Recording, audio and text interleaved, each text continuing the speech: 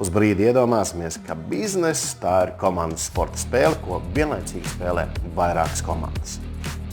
Un pat ja mēs visas šīs komandas noliktu vienādās starta pozīcijās, un pat ja mēs visām šīm komandām iedotu vienādus resursus, pēc kādu laiku mēs redzētu, ka rezultāti ir pilnīgi atšķirīgi. Katra komanda vienu un to pašu spēli prot spēlēt pilnīgi savādāk. Un pat, ja mēs izdomātu un organizētu otro kārtu, un šīs kārtas ietvaros pirmās kārtas uzvarētājs noliktu daudz neizdevīgākā starta pozīcijā un piešķirtu viņām mazāk resursu nekā pārējām.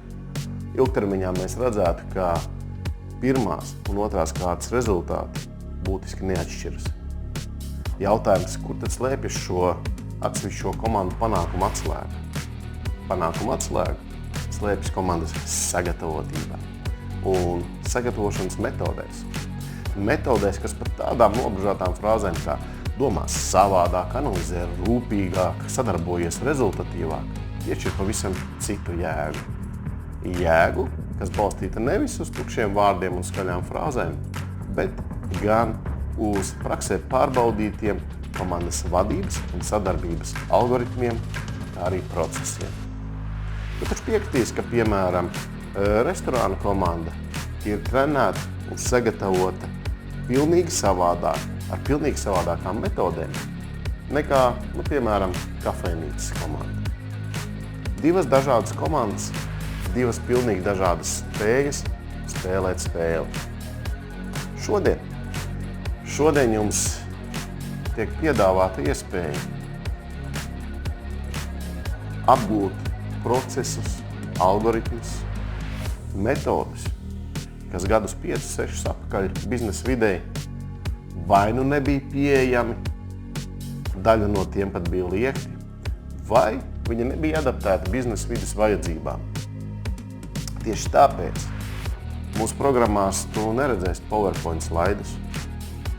90% no visa programmu laika mēs trenēsimies kopā. Tu nedzirdēsi tādus vārdus, kā es jums izstāstīšu kā, bet tā vietā mēs vārda tiešajā nozīmē trenēsimies plecu pie pleca. Trenēsimies visdažādākām situācijām, sākot no vienkāršākās līdz pat savā ziņā neiespējamām misijām. Tas līdzīgi tāpat kā trenējas sporta komandas. Tikai mēs attīstīsim nevis fizisko muskultūru, bet gan jūsu komandas smadzenes un spēju sadarboties, sasniegt neiespējamo. Ja arī tu vēlies spēlēt šo spēli pavisam citā līmenī, kā to dari šobrīd, ja arī tu vēlies būt pārliecināts, ka tava komanda spēj tikt galā ar visizaicinošākām, vissarežģītākajām situācijām, dod ziņu.